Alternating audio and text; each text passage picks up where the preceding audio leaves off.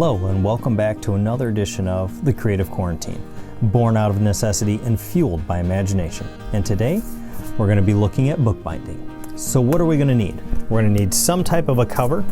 I'm going to be using a cardboard box with this great texture to it. For our pages, we're going to be using copy paper. We're going to need a pencil for marking. We're going to be doing a lot of measuring, so we're going to need a ruler. This will also assist me in cutting, and I'll be using an X-Acto knife. I don't recommend the household scissors in the cardboard because it doesn't give you that nice, crisp, clean edge. When putting the holes through everything to make it all go together, I'm going to be using a paper hole punch. And then our most important part, we're going to need the binding. So anything from a nylon string to a cotton string to a twine, pretty much anything that you can use to bind things together will work. And to be able to assist in getting it through those holes easier, I'm going to be using a darning needle. If you don't have one of these, you can use a safety pin, you can use wire, a twist tie, or even a bobby pin.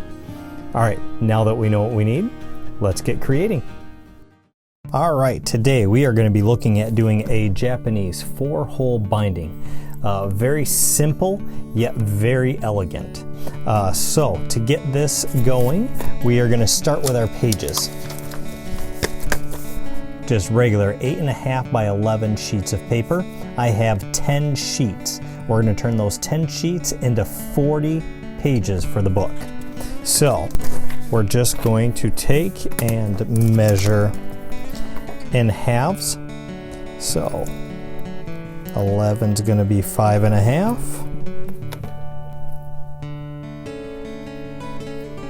And I generally like to just cut everything all at once. You just need to be careful. 1, not to cut yourself, and 2, that you're not moving any of the papers as you cut.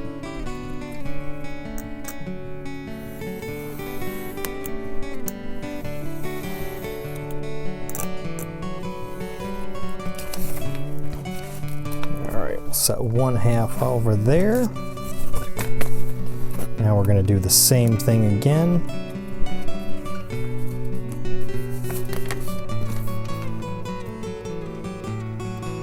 Eight and a half, so that is going to be 4 1/4.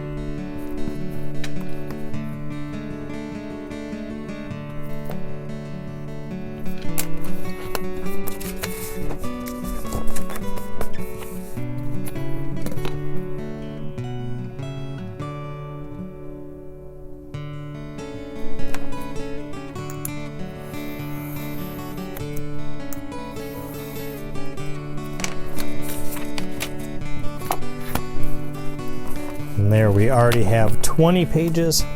We're just going to do that same thing to this. And there. Now we have all 40 of our pages. So now we need to mark where those holes are going to go. And I'm going to bring this over 5/8 of an inch.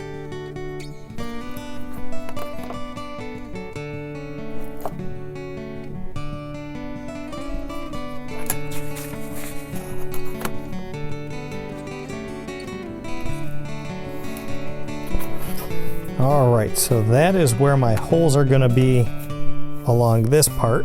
So now we need to determine where they're going to fall. So you center it. So we're at 6 would be my center line.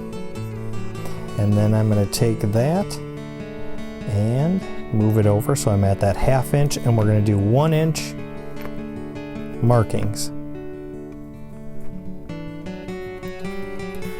And there we have our pages laid out. So now we just need to take a few pages at a time.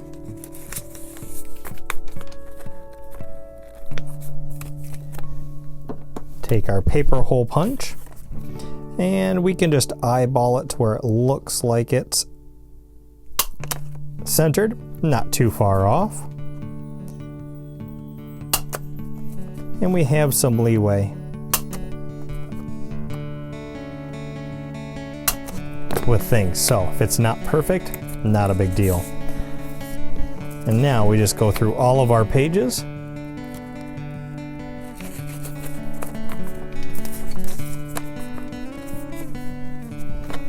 Get that hole out of there.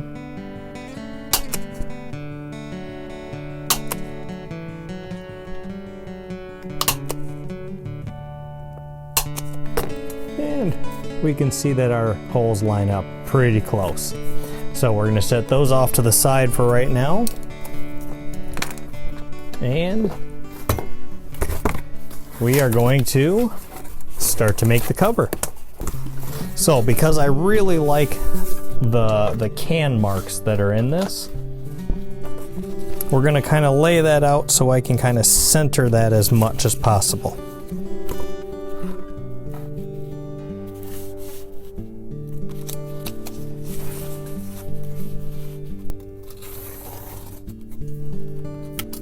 So we made the pages 4 1/4, so we are going to go 4 1/2.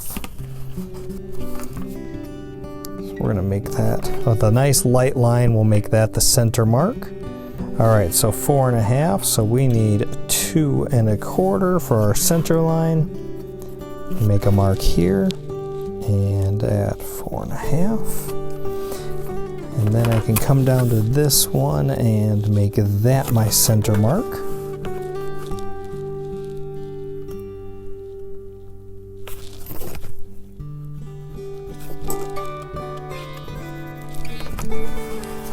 There we go. I'll extend this line.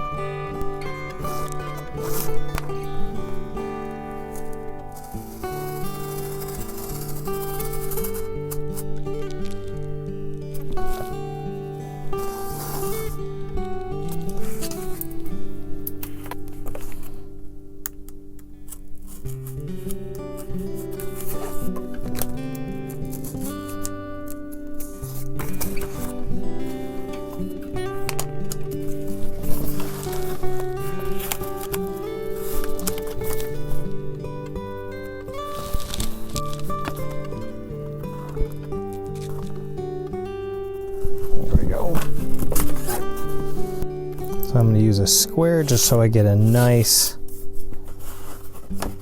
cover. This is something that you could use a CD case or a book, something that's just going to give you that nice 90-degree corner.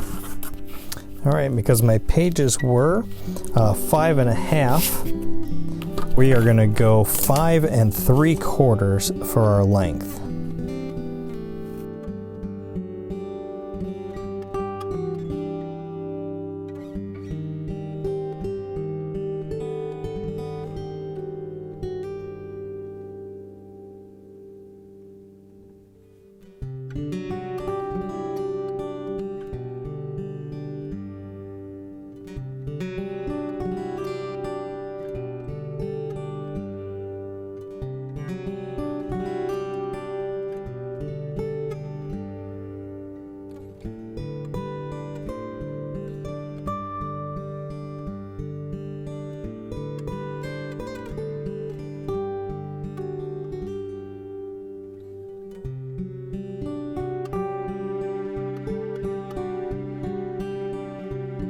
All right, so now I think I like this one a little bit better for my front cover. And I'm going to put the can marks towards the outside, so the binding is going to be this way. We want everything to line up, so again we're going 5/8 of an inch in. And now this you're going to see, so you're going to want to make really light marks, so that way you can erase them.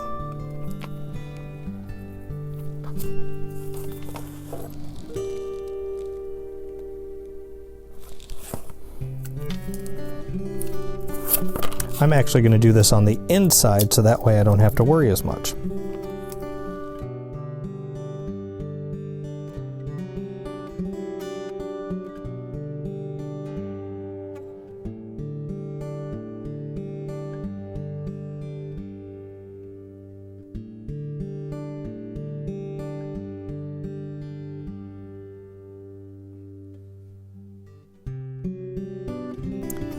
Find your center again. Offset that and do a 1 inch this way and a 1 inch this way.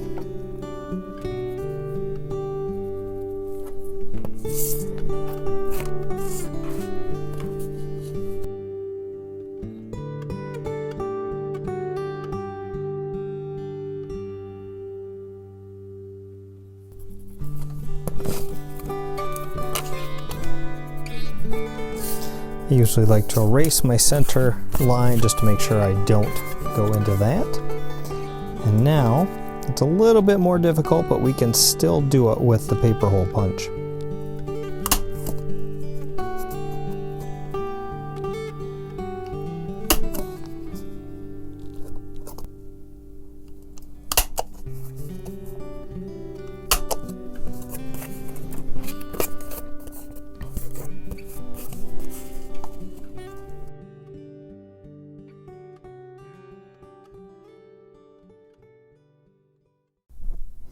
All right, now that we have our covers and our pages, we're going to do one more step that's going to make it a bit easier in the long run.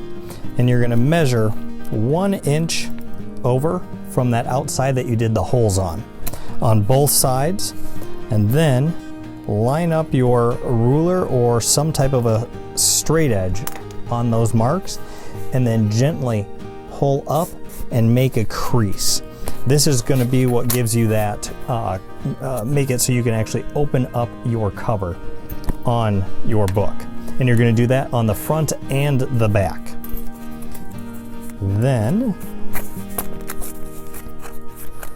the part that I think makes this Japanese 4-hole binding so elegant is that there is only one string going through each area. Nothing is doubled up to be able to get all of this. And then everything is hidden, which I love. It's one of those things that'll take a little bit of practice in the beginning, but especially when you want to try to get to some more of those really complicated bindings. So, I am going to be using the black nylon string for my binding. And then I always like to go a little bit over just so that way I don't cut myself short.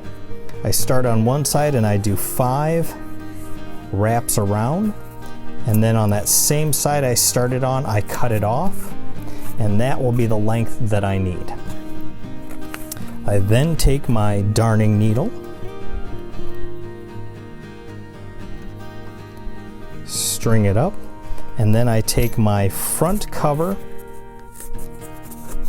and the pages, line everything up,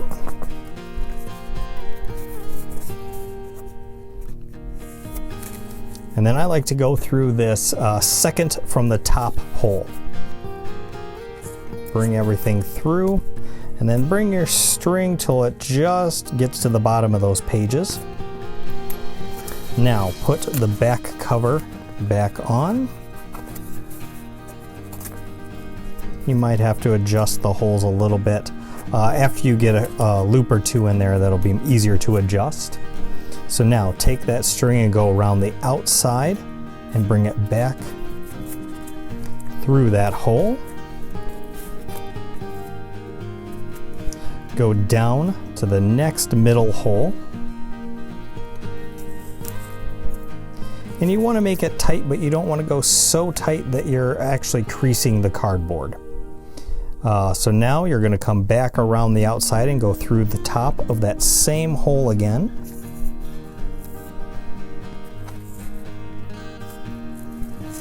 And things should be aligning pretty well after you get this far. Now, if we flip it over, you can see how there's nothing in that middle spot there. We're going to drop it down to that last hole, bring it up through the bottom, go through the outside and back up through that same hole again, back around the outside and back through the bottom of that same hole again. And now you'll jump over to that next hole, and you can see how just a little bit of practice with going around like that, you'll only get one string through each area, so no doubling up. Now you're going to go back through that bottom hole of that one that we started on. So now you have 3 completely finished holes. Jump up to that last hole, go down. Just like the bottom, we're going to go around the outside, back through the top of that hole, back through the outside, and back through that hole.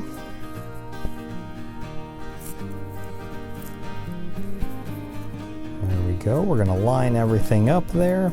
If it's a little loose, that's okay. It'll be easy enough to adjust here in just a minute.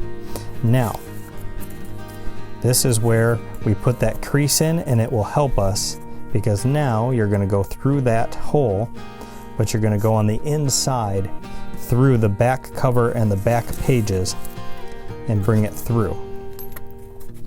So now this is the point where if you need to adjust anything and tighten anything down, now is where you do it. I think we're pretty good there.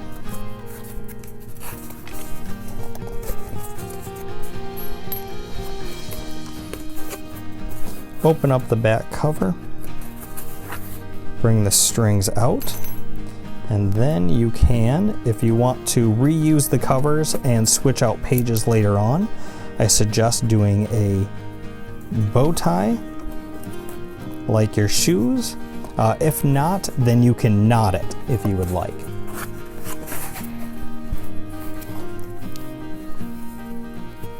Bow tie it. Shrink down some of these loops a little bit. Tighten it down. And now you can cut off that excess string. But now you have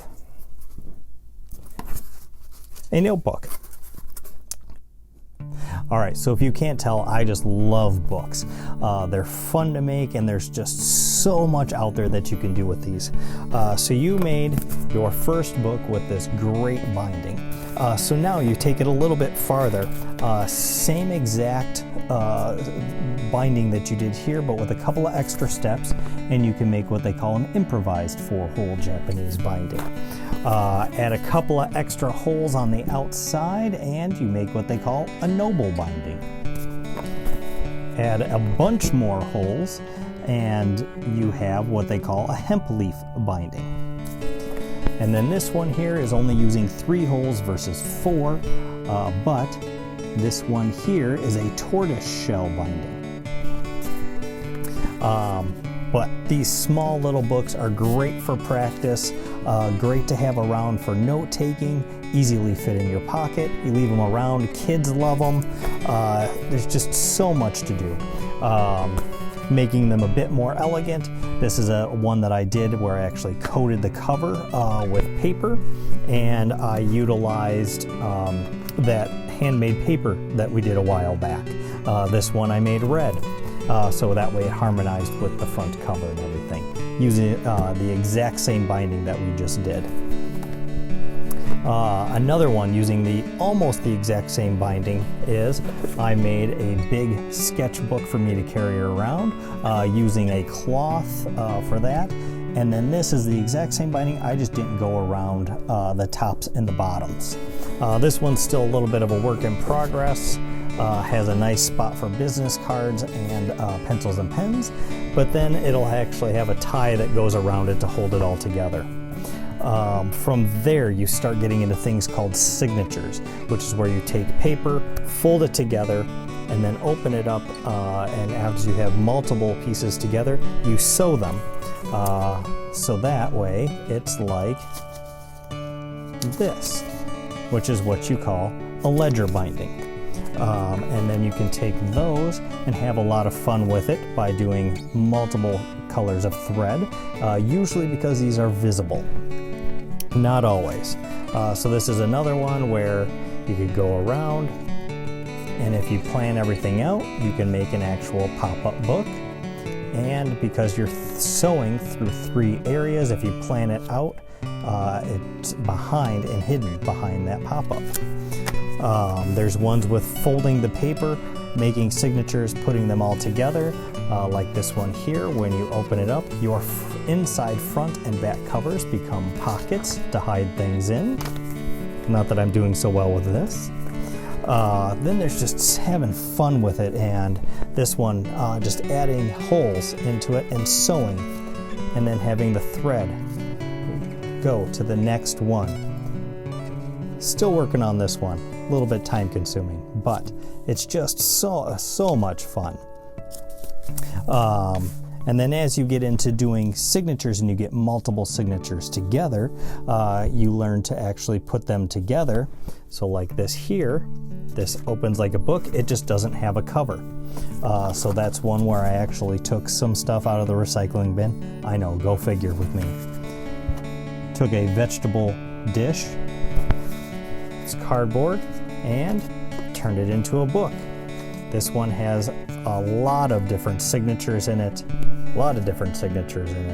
and this book here has 400 pages, and it gives you a nice binding on the end. And then you start getting into things where there's where you're repurposing old books, where this one here took a book, used it, recovered it both on the outside and the inside, and then made it so I could dye pages and add things into those signatures, and then have it so I can use it as a sketchbook also. The nice thing about this one is it has a elastic cord on the inside, so those pages I can switch out and keep using this same cover over and over and over again. So I hope you enjoy books as much as I do. Just so excited about it. And if this is something that you would like to continue learning about and that interests you, check out our website, nwtc/Artisan Center. And we have upcoming classes for junk journaling and others to come into the future to where you can learn a bit more about this stuff. So make sure that you share your creations with us on our Facebook page. And remember, just have fun with it.